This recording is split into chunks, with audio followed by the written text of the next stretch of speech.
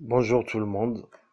Aujourd'hui, on va voir le poème Chant d'automne de Charles Baudelaire, qui appartient au spleen et l'idéal des fleurs du mal.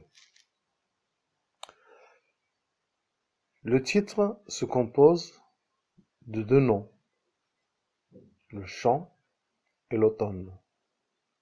Nom et son complément, chant d'automne. Chant, c'est un mot qui renvoie à la joie, à la liesse et à la quiétude, alors que l'automne, c'est une saison où tout va mourir. La saison où les arbres jaunissent et la terre devient rousse. Donc il s'agit ici d'un oxymore. La vie et la joie est le commencement de la mort. D'où on a le spleen et l'idéal. Le spleen, c'est l'automne, l'idéal, c'est le chant, en quelque sorte. Donc c'est un oxymore aussi. Ce poème, comme le titre l'indique, se divise en deux mots. Le texte ici aussi, il est divisé en deux parties. Première partie, la deuxième partie. Première partie renvoie au deuxième mot du titre, l'automne. C'est le spleen, le chagrin, la mélancolie. Et la deuxième partie, c'est l'idéal. Elle renvoie au premier mot du titre. On a le spleen et l'idéal. Pourquoi le chagrin? Pourquoi cette mélancolie? Donc on va voir les mots qui sont écrits en gras dans la première partie. Bientôt nous plongerons dans les froides ténèbres. Donc on a le mot ténèbres. Froides ténèbres. Ténèbres, c'est la profonde obscurité. Les ténèbres peuvent se référer au gouffre, au précipice ou bien l'abîme. On a le mot adieu. Adieu, c'est un mot qu'on le dit lorsqu'on ne va plus retourner. C'est un départ du non-retour. Funèbre, qui est relatif à la mort. Dans la deuxième strophe, on a le mot colère, haine, frisson, horreur, labour dur et forcé. On a l'enfer, l'enfer polaire. L'enfer polaire, un oxymore. L'enfer, c'est la chaleur très forte. Et polaire, le froid relatif au froid glacial.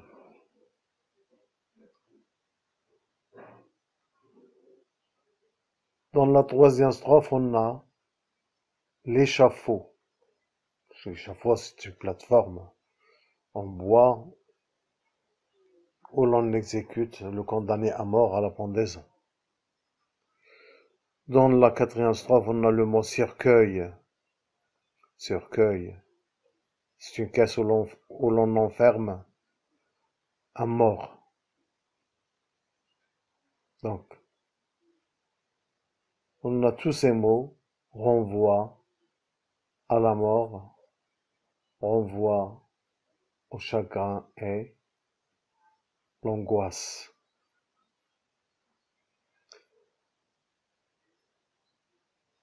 Donc on va voir ce poème. Bientôt nous plongerons dans les froides ténèbres.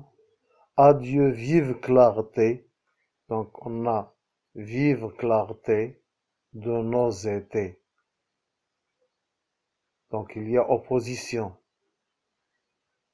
entre l'été et l'hiver. L'été, c'est la clarté, c'est la vie, c'est la joie. L'hiver, c'est la mort. L'automne, c'est le commencement de cette mort. J'entends déjà tomber avec des chocs funèbres, le bois retentissant sur le pavé des cours. Tout l'hiver va rentrer dans mon être de point colère. Hein. Donc il y a ici une personnification de l'hiver qui va entrer dans son être. Cet hiver qui entre dans son être va créer chez l'auteur une certaine colère, une haine, des frissons, l'horreur, un labeur dur et forcé.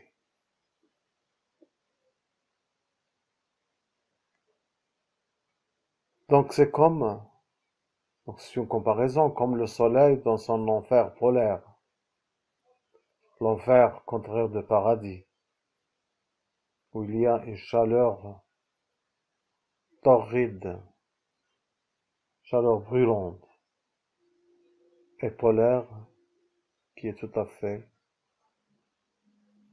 le contraire du pôle, un froid du pôle nord peut-être, un froid polaire, qui est extrêmement glacial. Mon cœur ne sera plus qu'un bloc rouge et glacé. Donc mon cœur ne sera plus qu'un bloc rouge et glacé, un cœur qui va mourir, un cœur qui ne va plus battre, il sera gelé par cet hiver. J'écoute en frémissant chaque bûche qui tombe, l'échafaud combattu n'a pas d'écho plus sourd. Mon esprit est pareil à la tour qui succombe. Mon esprit est comme, donc la comparaison, est comme une tour, un minaret qui s'écroule. Donc c'est l'image d'un condamné à mort, mais lui, il se compare à un condamné à mort qui n'a pas commis de péché. Un condamné à mort innocent. On l'a condamné à mort, c'est tout simplement parce qu'il était un enfant qui a été marginalisé, un enfant qui a été rejeté par sa maman. On sait que, bien sûr, Charles Baudelaire a vécu une toute petite partie de sa vie dans le bonheur. Il a vécu seulement 6 ans, parce qu'à l'âge de 6 ans, son père est décédé. Il est mort. Et ça, c'est le premier choc. Le deuxième choc, c'est que sa mère, après une année de la mort de son père, elle s'est mariée. Et il a éloigné son fils d'elle pour vivre sa vie. Il l'a envoyé dans un internat dans une autre ville. Et c'est là où commence le chagrin et la tristesse de l'auteur. Alors, si vous pouvez remarquer, dans ce poème, l'auteur parle de l'automne, puis de l'hiver et de l'été. Il n'a pas parlé du printemps. Pourquoi? Tout simplement parce que le printemps, c'est la renaissance de la terre. C'est la saison où tout commence à renaître de nouveau après la saison de l'hiver. Ce printemps, c'est l'enfance. C'est l'enfance qui est incomplète de l'auteur. Comme je vous ai dit tout à l'heure, il n'a vécu que 6 ans. Donc, c'est une période qui est extrêmement brève par rapport au chagrin et à la tristesse qu'il a vécu après le mariage de sa maman. D'accord. On va voir la deuxième partie. La deuxième partie, ici, l'auteur prend un peu de recul et pense peut-être qu'il y aura un petit changement dans sa vie pour vivre lui aussi un peu de bonheur et un peu de rêve et l'idéal. Regardons la deuxième partie. Il est presque diamétralement opposé à ce que nous avons vu au début. J'aime de vos longs yeux la lumière verdâtre. J'aime l'amour alors. Douce beauté. Donc, ça c'est le rêve, ça c'est l'idéal. Mais il n'est pas sûr qu'il peut vivre cet idéal, cette joie, ce rêve qu'il cherche. Pourquoi? Parce qu'il est suivi d'une opposition. Mais tout aujourd'hui m'est amer. Donc il sent l'amertume dans sa vie. Il rêve, mais il se rend compte qu'il est condamné à vivre dans le chagrin et l'amertume. Quand est-ce qu'il ressent la joie de la vie? C'est tout simplement lorsqu'il est en été, il oublie cette souffrance. Et rien, ni votre amour, ni le boudoir, ni l'âtre. L'âtre, c'est la chaleur du foyer, la cheminée. Ne me vaut le soleil rayonnant de la mer. Donc, comme je vous ai dit tout à l'heure, l'été par rapport à l'auteur, c'est la joie, c'est le bonheur. Qu'est-ce qu'il demande? Qu'est-ce qu'il veut? Il cherche l'amour. Et pourtant, aimez-moi, tendre cœur, soyez mère. Soyez mère, regardons le troisième vers, soyez amante ou sœur. Donc, ici, il cherche l'amour de n'importe quelle personne. Parce qu'il se sent rejeté par la société. Il se sent marginalisé. Et il demande à n'importe qui de l'aimer. Même pour un ingrat, il se sent qu'il est un enfant ingrat. Même s'il n'a pas de responsabilité dans cette ingratitude.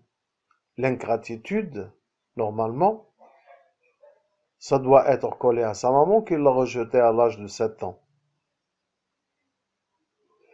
Même pour un méchant, il se croit qu'il est un enfant méchant, qu'il est un homme méchant, qui n'a pas le droit d'exister. Il doit être condamné à mort, comme il a cité ici, comme condamné à mort, à l'échafaud. Alors, soyez la douceur éphémère. Regardez, éphémère, la douceur, la beauté éphémère, le rêve éphémère, éphémère qui ne dure pas longtemps. Donc, cette joie, cet idéal, ce rêve est éphémère. Il sait qu'il ne va pas durer longtemps. D'un glorieux automne ou d'un soleil couchant. Mais regardez dans la dernière strophe, le retour, comme s'il se réveille de son rêve, comme qu'il sait qu'il n'a pas le droit au rêve, qu'il n'a pas le droit à la vie tranquille et à la fierté, la joie ou bien la gaieté. Courte tâche, la tombe attend. Ça veut dire que son tombeau est déjà creusé et il est avide d'avaler un corps. Ce tombeau attend l'arrivée d'un corps, d'un cadavre, d'un mort, qui est le corps de l'auteur. Ici, A. Laissez-moi mon front posé sur vos genoux. Il recherche toujours de l'affection. Goûtez en regrettant l'été blanc et torride. L'été de la joie, la saison de la joie. De l'arrière-saison, le rayon jaune et doux. Donc on voit ici, dans cette deuxième partie, il est presque diamétralement opposé à ce qu'on a vu au début. Au début, c'est le chagrin total et la mélancolie illimitée. Et ici, il prend un peu de temps et il essaie de s'accrocher désespérément à la vie. Donc l'auteur s'accroche désespérément à la vie. Donc on va voir la division syllabique de ces premiers vers. Donc on a bien, tôt, nous, plan, je, rond. On a deux barres. Ces deux barres s'appellent la césure. Dans les froides de ténèbres. Donc on a 12 syllabes. On a 6 dans le premier hémistiche. 6 syllabes dans le premier hémistiche. Et 6 syllabes dans le deuxième hémistiche. Regardons le deuxième vers. A, Dieu, vie, veut, clarté, on a césure. 2, no, zé, té, trop, court, on a 6. Donc on a ici deux hémistiches. Jean, temps, dé, ja, temps, bé, césure. Avec, des, choc, funèbre. 6. Deux hémistiches également. Le, bois, re, temps, ti, sans, césure, sur, le, pas, ve, des, cours. On a aussi deux hémistiches. Regardons les rimes.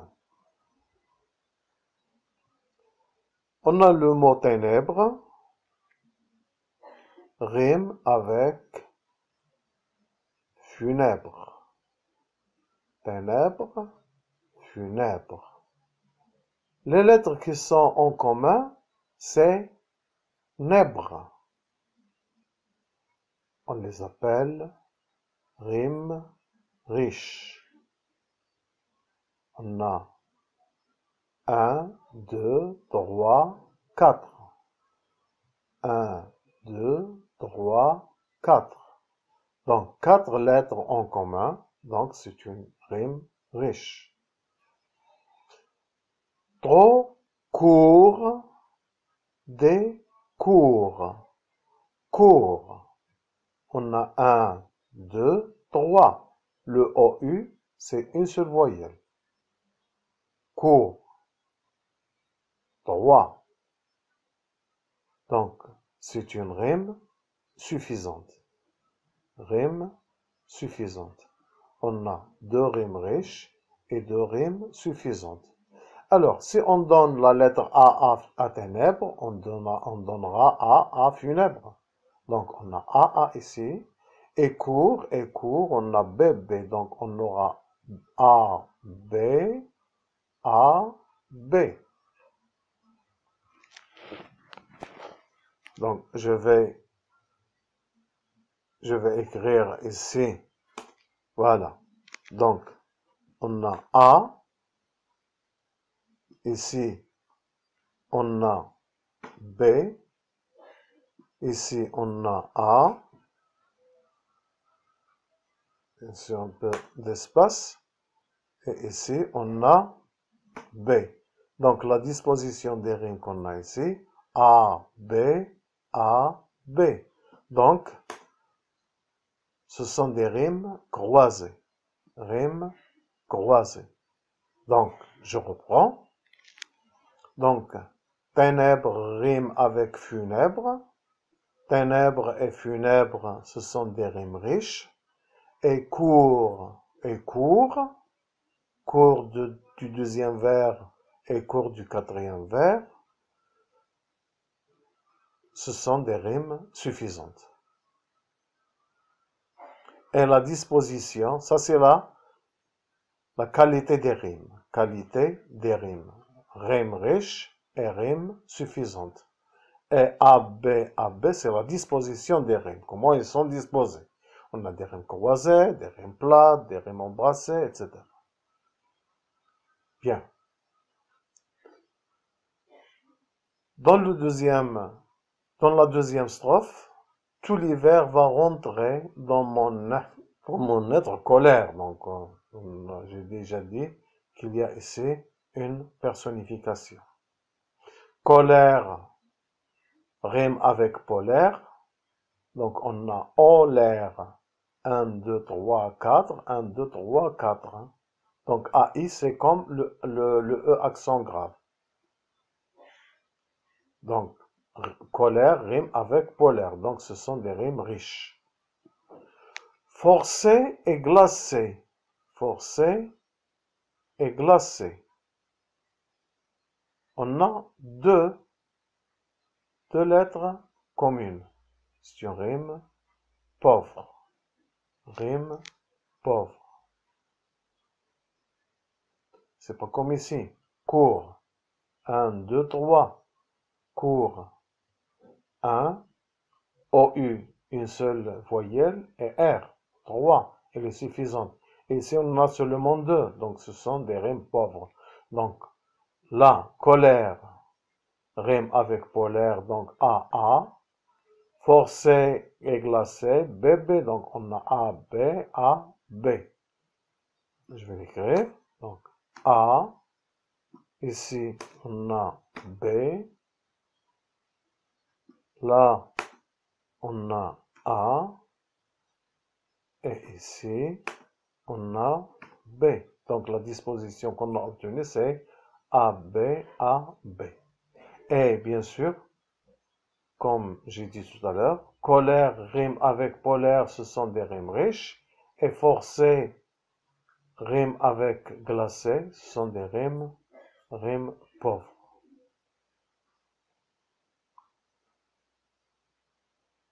Donc, jusqu'ici, je vous dis à bientôt et à la prochaine leçon, Inch'Allah.